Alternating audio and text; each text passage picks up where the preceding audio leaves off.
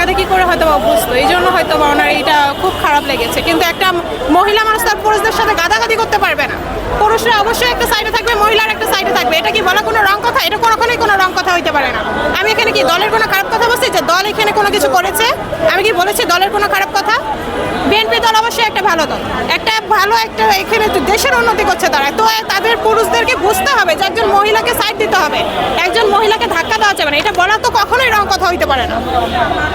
তার তার এখানে তার এডুকেশন কি, আমার এটা এখন আমার ডাউট হচ্ছে। তার এডুকেশনের প্রবলেম আছে, সে কখনোই একজন শিক্ষিত ভদ্র মানুষ হতে পারে না।